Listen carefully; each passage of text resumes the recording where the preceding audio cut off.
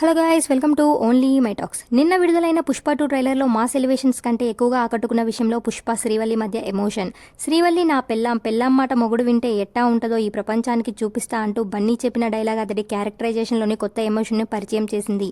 ముఖ్యంగా Pushpa trade mark మేనరిజంను Rashmika కాలితో చేయడం అనేది సుకుమార్ మార్క్ను అద్భుతంగా ఎలివేట్ చేసింది.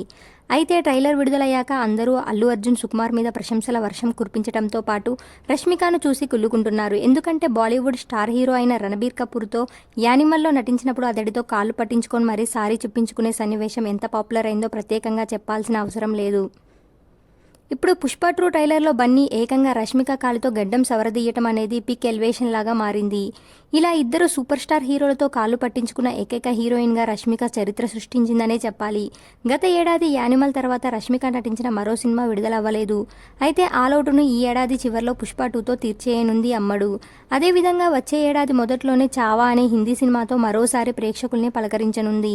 ఈ రెండు సినిమాలు హిట్ అయ్యాయి అంటే రష్మిక ప్యాన్ ఇండియా క్రేజ్లో బాలీవుడ్లో సెటిల్ అయిపోతుందేమో. ఆల్రెడీ అక్కడ ఇల్లు కొనుక్కొని ఆఫర్ల కోసం తెగ శ్రమిస్తుంది రష్మిక మందన్న. ఇలాంటి అప్డేట్స్ కోసం please like, share, subscribe OMT.